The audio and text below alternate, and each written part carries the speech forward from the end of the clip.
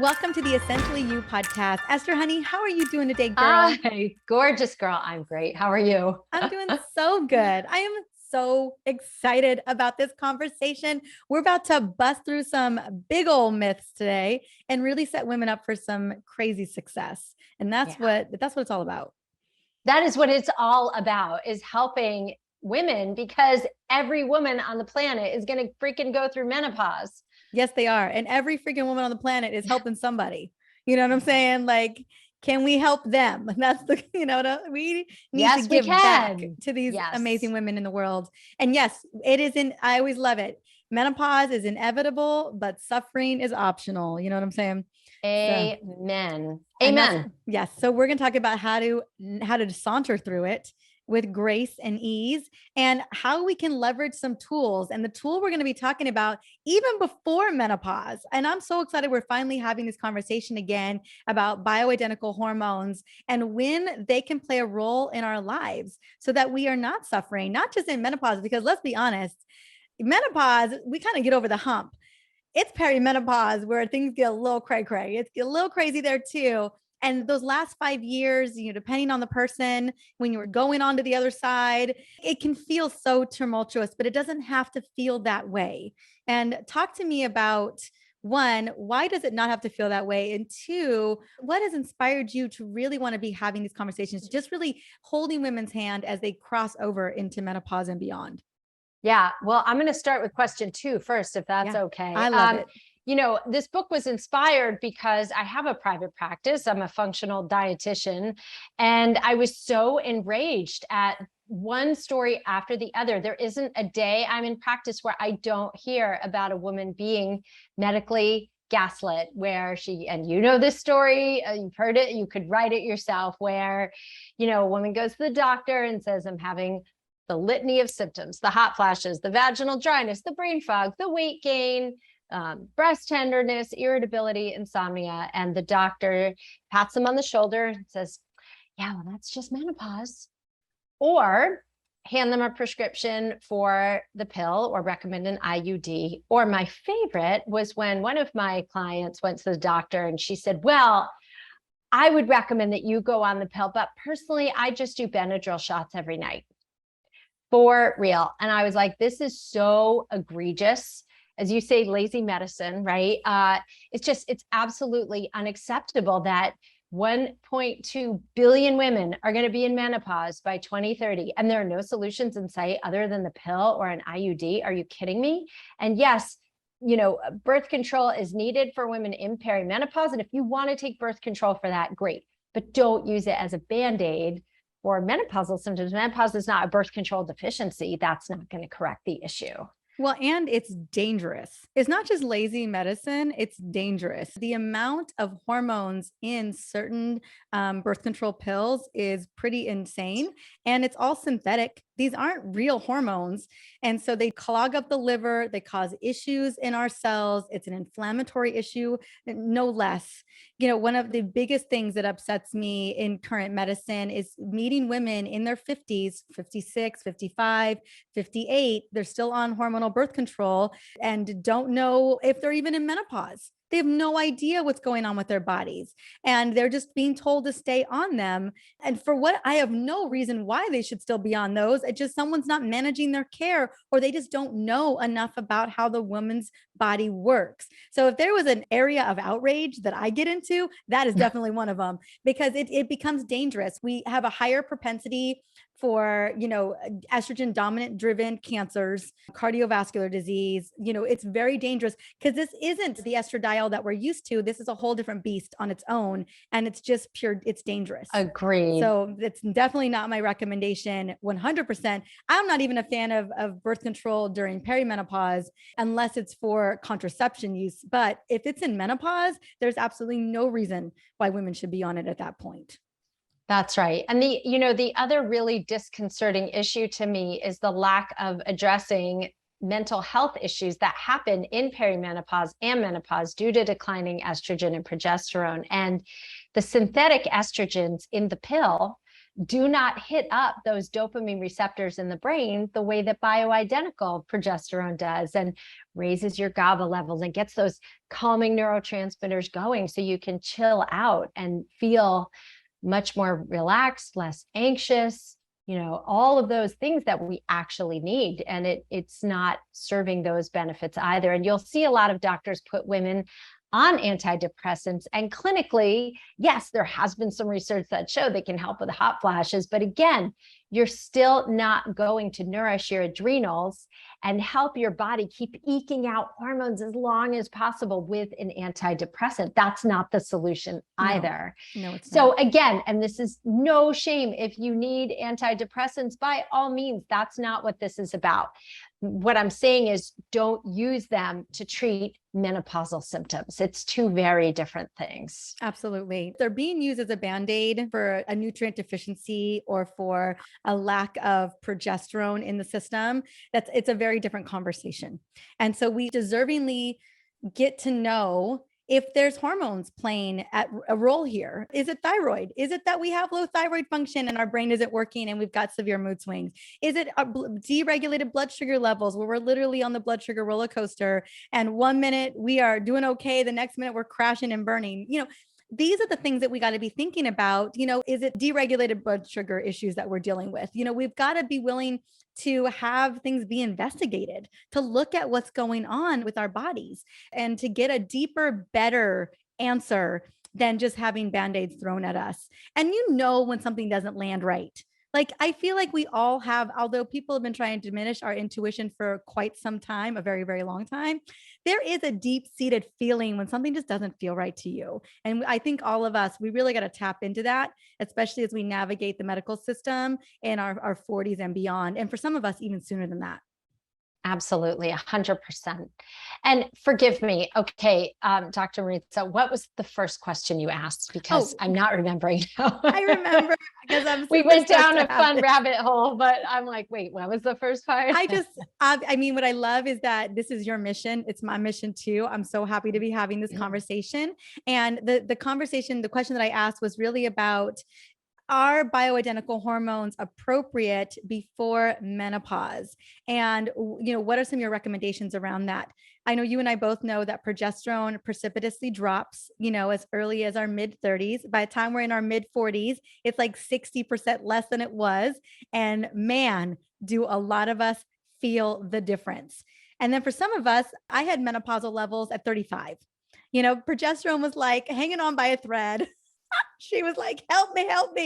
And I was like, and I felt that at 35, you'll never mistaken a loss in progesterone. She feels like you're falling off a cliff when you start to lose her at a significant rate.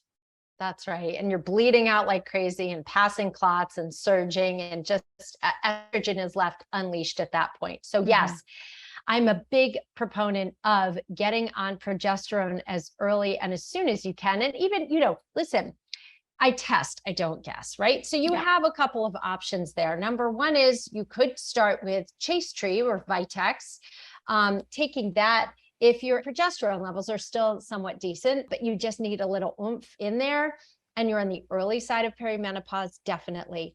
If you're mid to late, it gets, it gets less and less. She ain't coming back. She ain't coming back. Once the party's over, it's over. Door closed. Everyone go home. Lights out. Yeah. So that is a great time to start bringing in progesterone. And there's two forms that I like to use it in.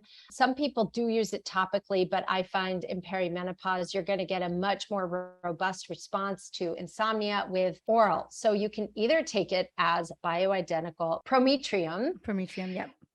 Which you can get as a prescription that's usually covered by insurance. And that is the only caveat is, right? It's oral. So it has to do a full pass through your gut and liver. And it's packed in peanut oil. So if you have peanut sensitivities, obviously you do not want to take it.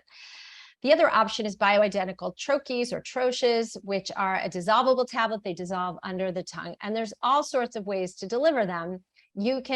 Some doctors will say, just let them all dissolve under the tongue. Some doctors say let a quarter dissolve and then the rest swallow and let pass through. It's really trial and error. You definitely want to work with your doctor on this, but either way, you're going to see tremendous benefits in your sleep. Your PMS gets better. Estrogen is no longer running rampant unopposed. Now you bring in your partner, progesterone back into the picture. Happier moods, more relaxed, more calm. So all of those benefits are wonderful for progesterone. And there's no reason why, unless again, this is why I test. I look at your methylation, I look at how hormones move through your liver, and I look at your production to just make sure you're a candidate. But for most of my women, I would say 80% in perimenopause do beautifully on progesterone. No one's complaining or having horrible side effects or feeling worse. Everyone's like, thank God, I feel so much better. And I don't have blood literally pooling in my shoes anymore. So hallelujah. I hear that. And do you still recommend, I find in when I was in practice and even today that all of our livers could use a little spit shine. Do you ever make it? I love that. I feel like after 40 years of your liver working hard, probably really hard in your 20s and your 30s, given whatever you were getting into, that they could use a little bit of love. So I'm often putting women on some level of nutrient support too, to support the liver, just to, it can't, no harm, no foul. I feel like we could always use some gut and liver support, especially when we're trying to implement bioidentical hormones. Absolutely. A B complex is wonderful at helping your liver metabolize out any hormones that you're taking, and also a good cruciferous concentrate, something with concentrates of Brussels sprouts and or kale that helps your liver just moving through, works with the spit shine. Could add in some milk thistle, some turmeric if you want to, some gentle supporting herbs there too.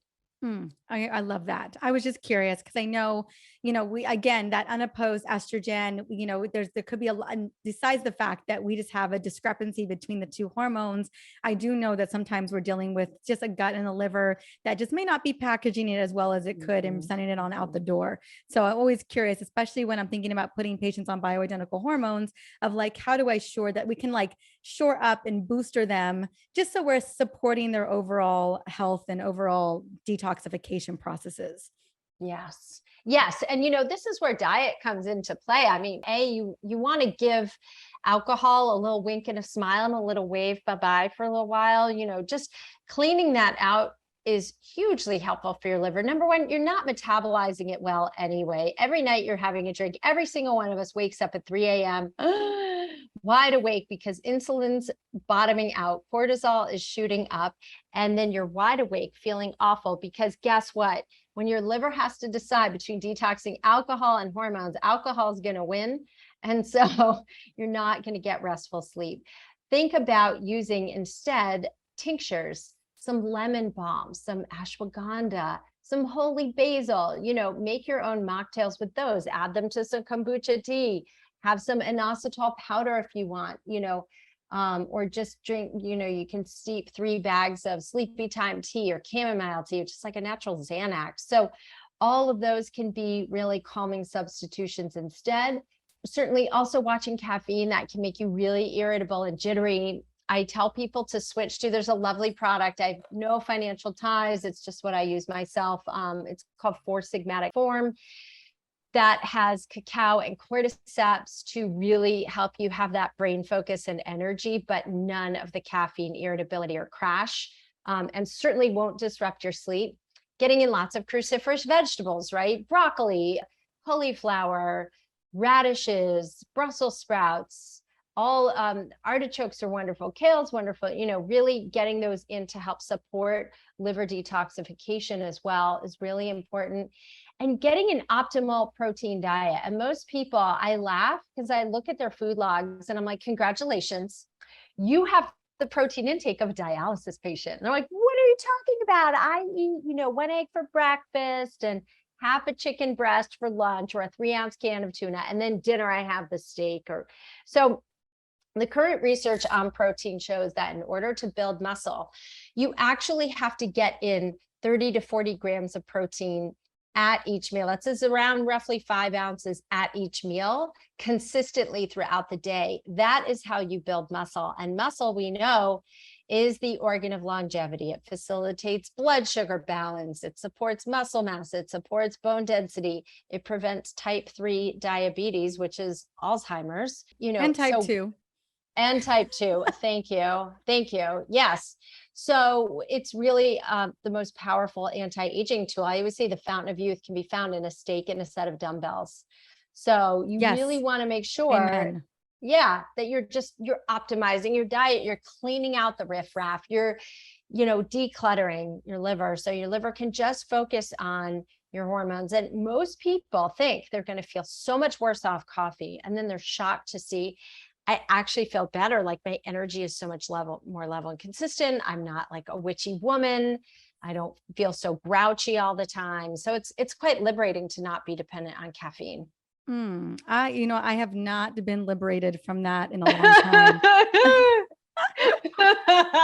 You're like, I'm a slave all the way, and that's all day. Yeah.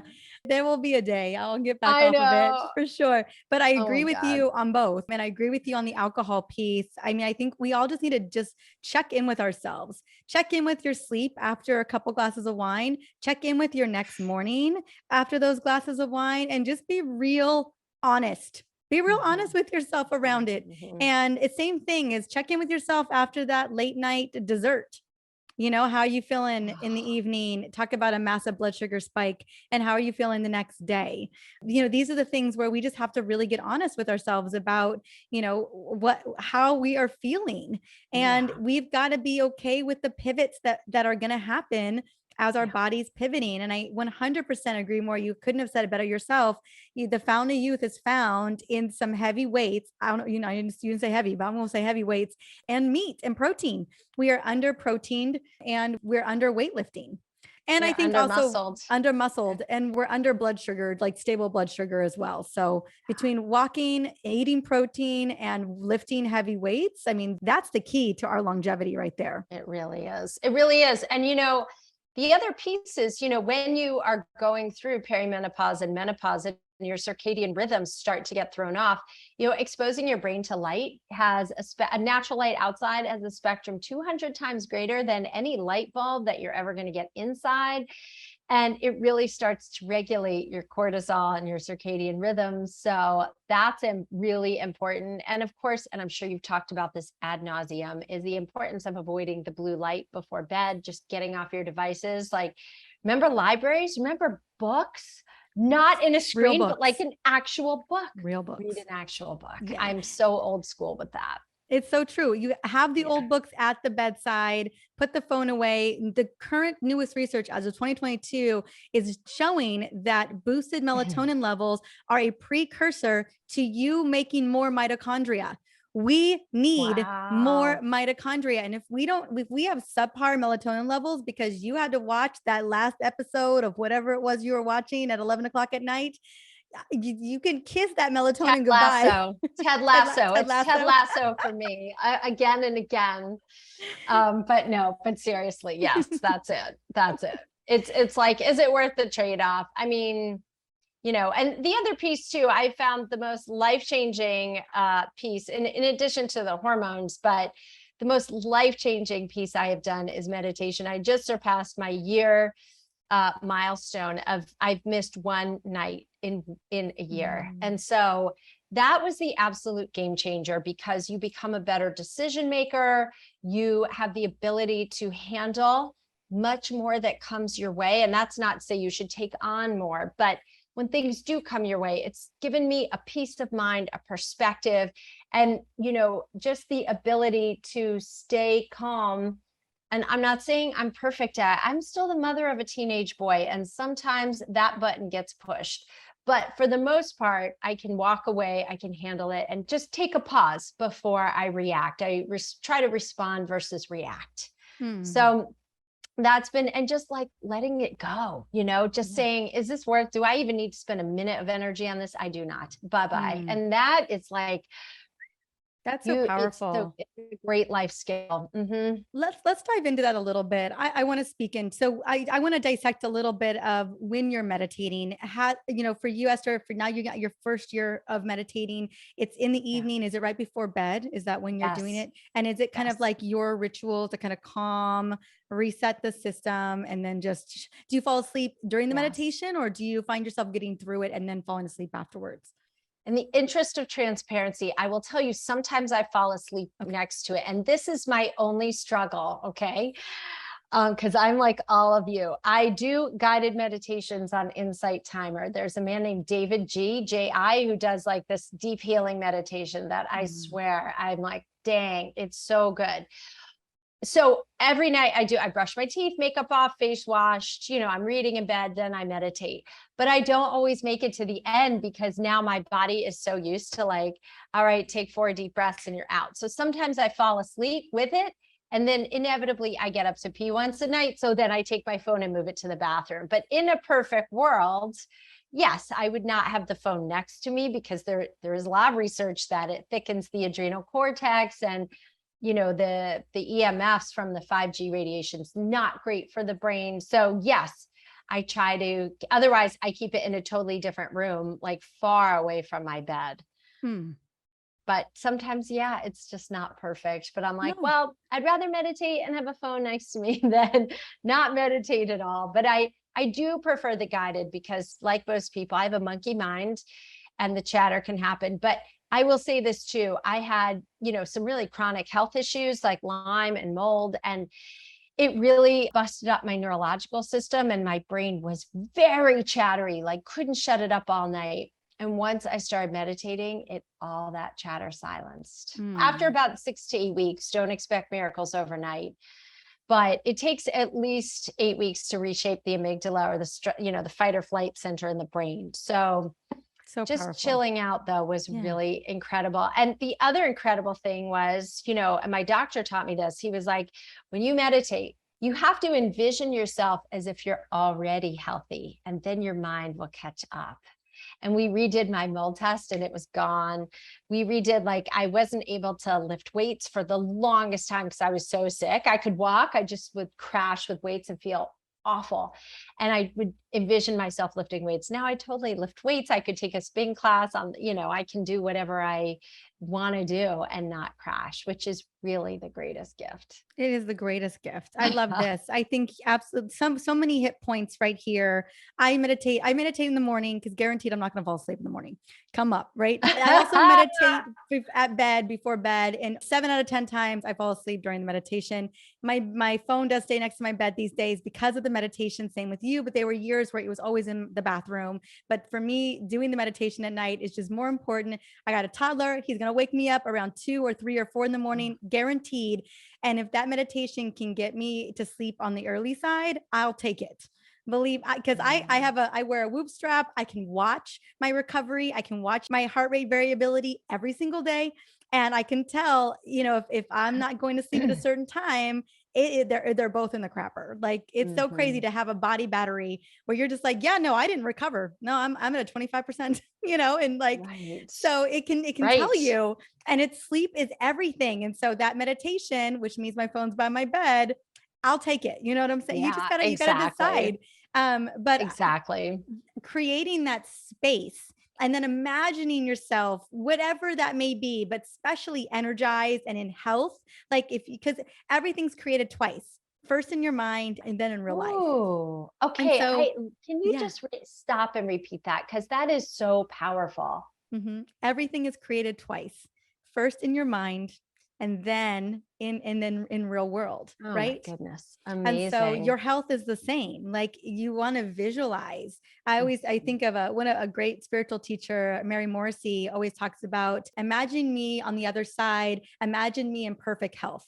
Imagine me walking my son in whatever that may be. Like, just if ever you're sick, or if ever you're on a healing journey and people are like, hey, I want to support you, always ask, can you please imagine me, doing the thing, imagine me lifting 50-pound weights in 3 months. Imagine me walking my son down the aisle in 2 years, and then just picturing in your mind Yeah. sight of what that is. Again, I think another area, especially during this time of the year, this time in our life, is there's a lot of things in the air when we're in our 40s and our 50s and we're doing the biggest stuff, and our families need us the most, it seems, in these years where we're going through the Yeah. most. And being able to create space between our reactive child self Yeah. and how we want to show up as our adult self is so important. But when we're caught up in all of it, it can be so hard to check that reactive side at the door. Meditation being one of the most powerful tools to do so. Yeah. And if we aren't, you think about every time we react, that's the stress response system firing and firing and firing. And it's so detrimental to the system. So Yeah. having a skill like meditation, like it being a game changer for you, I'm just so grateful that you shared that, because we're all looking for a tool to not operate from our youngest trauma self, whatever happened to us, however we adapted as a Totally. child. So I appreciate you sharing that with us. Yeah. Well, and for me, yeah, I mean, I had some childhood trauma, but the real trauma for me was childbirth. And it Oh, took me working with a trauma specialist to really understand that, because I was like, oh, I want to deal with this. He was like, that's not your problem. This is your problem. And I was like, oh my God, like I developed horrible insomnia and anxiety and all these struggles. And once I realized that too and started really meditating, like that was a big piece of the synergy and the healing too, is just, yeah, healing our traumas is really important too. so Really powerful. important. And Yeah. knowing where that was, for you, I mean, Yeah. trauma can happen in so many different places. Yeah. And then, and how that is connected to your relationship with your son Yeah, in that journey totally. too, right? Oh yeah. And he has no, I mean, yeah. I don't, well, it was interesting too, he was just a funny fact. He came out sunny side up and so he was like a real back labor, and he was a forceps delivery. So his neck got really wrenched coming out. He looked like he went 5 rounds in the ring with Muhammad Ali. He had like marks on his cheek and a black and blue eye from just hitting my pelvic crest. And so I took him to a craniosacral therapist because he was only nursing on his left side. I could nurse him on both boobs, but like he would not flip. He would only nurse on one side. And after one adjustment, he would totally nurse on both sides. And she had him like reenact the spiral of it was so cool. I was like, oh my God, he just naturally did it on his own. And I was like, what is happening right now? He was 10 days old. Oh my goodness. What a journey for both of you, It right? was a Like, journey. Yeah. And my doctor, unbeknownst to me, had left a piece of placenta in me. So when she was working on me, she was like, I'm just going to move your bladder back because it's all the way like across, so she was moving it back. And I came home and I'm standing at the sink. Like my husband was in the shower. I was getting ready to go in the shower. So I was naked and I was standing there, and it felt like something was swirling inside me, like when you flush a toilet. And I swear to God, a piece of placenta flew out. And I was like, I totally screamed and jumped. I was like, what the hell is this? And if I hadn't had that treatment done, I could have had massive sepsis, 1,000 issues. So it really was and that was just a piece of the story, but it's pretty crazy. So yeah, you've got to heal that, because nobody should have that story or have that experience. And yet so many women do, right? I'm not alone in this. There's millions of women out there who've had really challenging birth situations and scary ones. So meditation, people, meditate, just meditate. heal. And We all have something, we've all got something. and it's Yeah. all playing a role somewhere, and it Yeah. absolutely is showing up in our hormones, and it really comes to surface, it feels like, during the perimenopause into menopause transition. I feel like it all comes up. It does. And the cortisol curves get flatter and flatter. And so, but it's interesting too, because I do have clients that have done amazing trauma therapy and have really nice cortisol curves. So the point is, when you work on healing your body and set the intention and do it twice, right? The healing process is twice. As you mentioned, I'm not saying as eloquently, but that also really can reverse, where your body's at and bring your cortisol back to life and really support you that way. Yeah. Yeah, I rarely come across a woman who I haven't seen with, deregulated cortisol levels and curves just upside down, just the opposite of what they're supposed to be, or flat eventually, and it's an area where, it's one thing, pick up the weights, boost your protein, balance your blood sugar, get a little progesterone in you.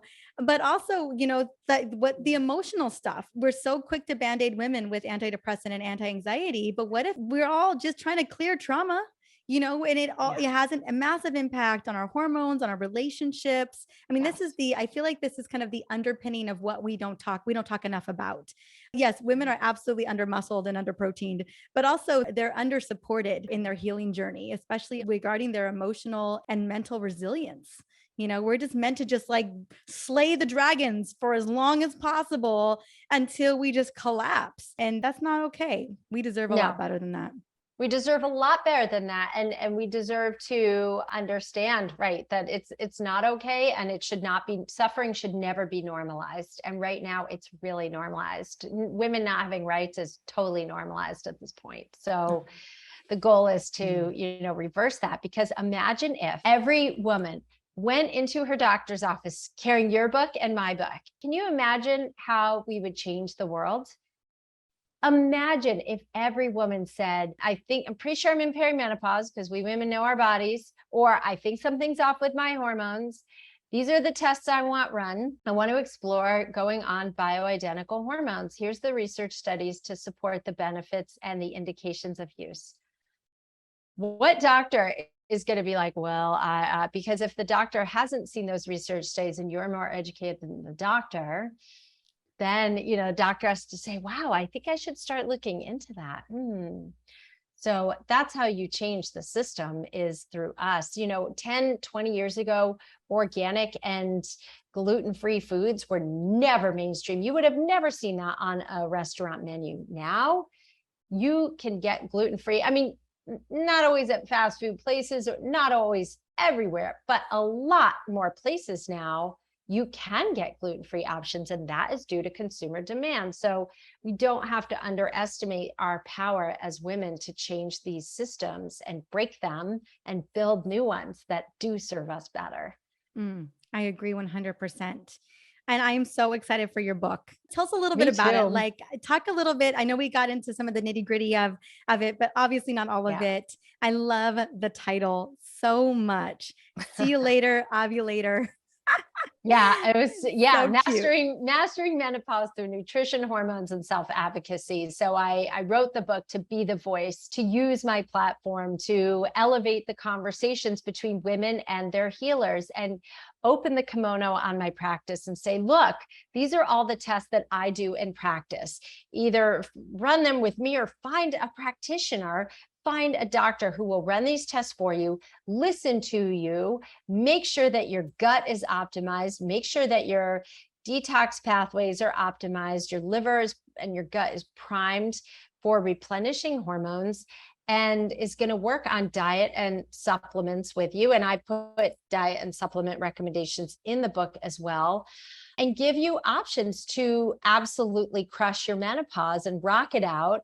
And if you don't want to do hormones, or you've had cancer and are concerned about risk, or your doctors are very conservative, then I give non-hormone options too. But either way, you have options. So you can be totally at peace and take control over your menopause, and not go in. It's like, imagine a pinball, right? Going through a pinball machine, how slammed around it gets. And by the end, it just sinks in the hole and disappears, right? Or, you can totally control your menopause. You can control where that ball moves and how you surf through it. And you can actually feel really good throughout, and not have to be drenched in sweat every night, and not have to suffer from vaginal dryness and low libido, and feel really confident in yourself, and sleep through the night, and just and have cognitive function, all the amazing things that we want as women. And from a health perspective, I also listed the benefits. I have so many studies in there listing the benefits and the research on hormone replenishment protects from Alzheimer's disease, how it protects from bone loss, how it protects from heart disease, and how absolutely important estrogen is to a woman's brain and brain function and cognitive function. Yeah, it really, I just was like as determined to give women as much as I possibly could in this book to help. So powerful. So excited. Oh my goodness. And I know one of the things we're talking about, is subbing out the caffeine, subbing out the alcohol, making tinctures, making fun, hormone supportive cocktails. And then you have a really sweet gift to really set us up for success, to make it easy for us to really implement that. I do. Tell me about it. So you can go to estherblum.com/cocktail. That's easy to remember.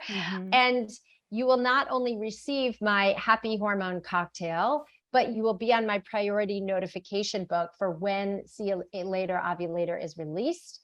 And certainly on Instagram, I'm at Gorgeous Esther, and you can absolutely get lots of information in a fun and informative way.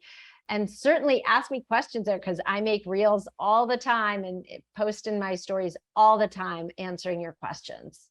Perfect. Oh, I love it. I'm going to go check you out. And I've got the link here. We're going to have it in the show notes. Now, the book doesn't come out for another month or so, but you can grab this guide literally right now, start making some really incredible changes while you're waiting for this book to come out in the fall. And honestly, it's the best time of the year to really start to make those conscious decisions that work in our favor. So I'm so grateful, and such a perfect timing for this book to come out. I love it.